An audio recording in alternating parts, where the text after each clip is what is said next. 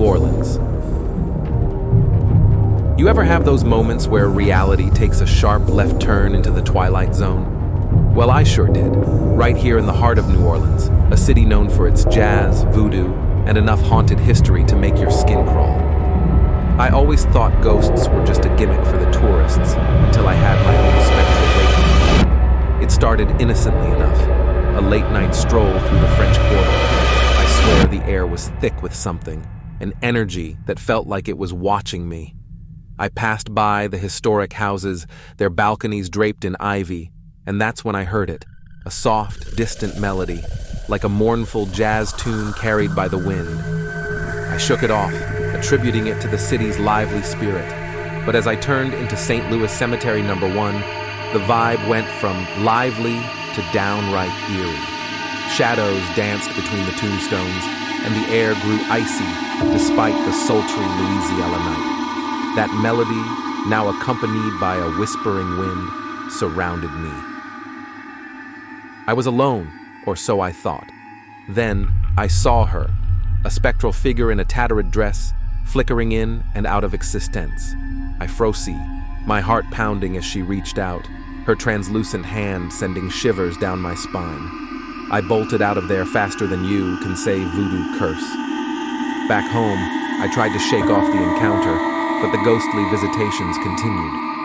Objects moved on their own. Strange shadows lingered in corners.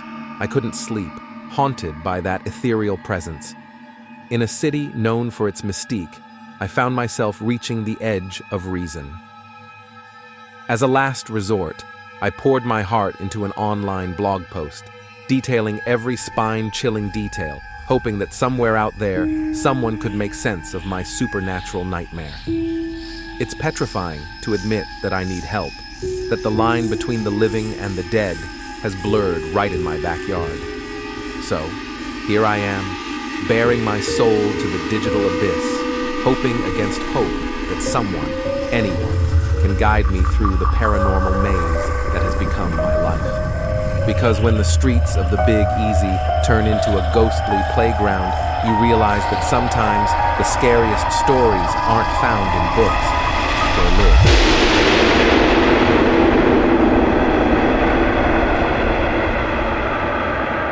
So, picture this. I'm minding my own business in good old Salem, Massachusetts, the town that practically breathes witchcraft and spooky vibes. Now, I ain't one to get jittery about ghosts and whatnot, but let me tell you about the night I saw something that'll make your hair stand on end. It all happened on this quiet street, lined with those old crooked houses that look like they've seen too much. I was heading home, and that's when I heard it. This low, guttural growl. No dogs around, no nothing. Just me and this sinister growl that seemed to come from the shadows. I brushed it off, because who's gonna let a growl ruin their night, right?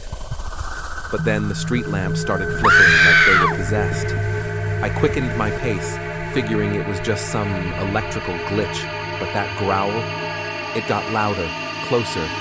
I turned around, and there it was, this hulking, shadowy figure with eyes that glowed like hot embers.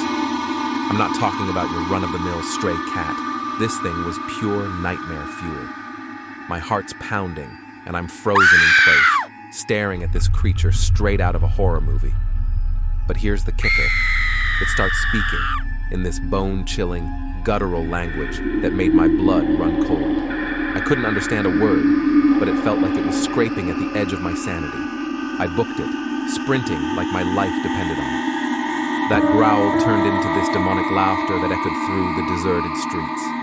I get home, slam the door shut, and think I'm safe. Oh no, my friend.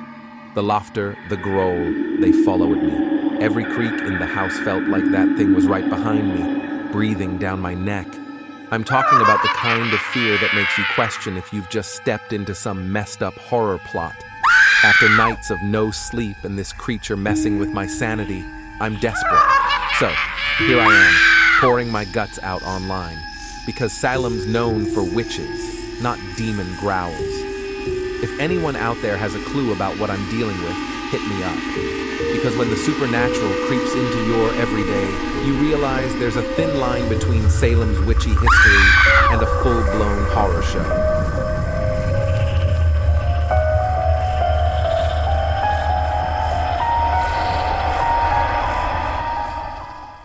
All right, gather round, folks, because I've got a tale that'll make your spine tingle, and it happened right here in Sleepy Hollow, New York. Now I know, Ichabod Crane and the Headless Horseman, classic spooky stuff. But what I encountered went beyond folklore, straight into a nightmare. It all went down in an old, creaky house I rented on the outskirts of town. You'd think living in Sleepy Hollow, you'd be prepared for some ghostly shenanigans, but nothing could have readied me for this. One moonlit night, I'm in bed, trying to catch some Z's, when I hear this soft, haunting melody outside my window. At first, I thought it was some late-night wanderer with a flute or something, but as the tune carried on, it got darker, twisted, like something you'd hear in a horror movie. I mustered the courage to peek out, and there she was, a woman in a flowing gown, her face hidden by long, dark hair. Now, you might be thinking, oh, just a lady taking a moonlit stroll. But no, this wasn't your average midnight promenade. As I watched, paralyzed by a mix of fear and fascination, she started to float, levitating above the ground. The melody got louder, and her eyes, oh man, they were glowing a sinister shade of red. I'm thinking, this is it, I've lost my marbles. But the real terror hit when she turned towards me, and those glowing eyes locked onto mine. I felt this wave of cold dread wash over me, like I was being judged by something otherworldly. The melody morphed into this distorted, dissonant symphony that seemed to seep into my very soul. I slammed the curtain shut, but that haunting music persisted, echoing through the room. I tried covering my ears, but the sound was coming from inside my head. Sleep became a distant dream as that spectral melody played on a loop, a lullaby from the depths of the supernatural. Desperate, I hit up every local historian, paranormal investigator, even the guy who runs the pumpkin patch, but no one had a clue. That's when I turned to the digital realm, pouring my ghostly heart out online, hoping someone out there had a shred of wisdom about ghostly women and haunting melodies in Sleepy Hollow. So here I am, sharing my tale of the spectral serenade, hoping against hope that someone can shed some light on the darkness that's invaded my nights. Because in Sleepy Hollow, where legends come to life, sometimes the nightmares aren't just stories, they're your reality.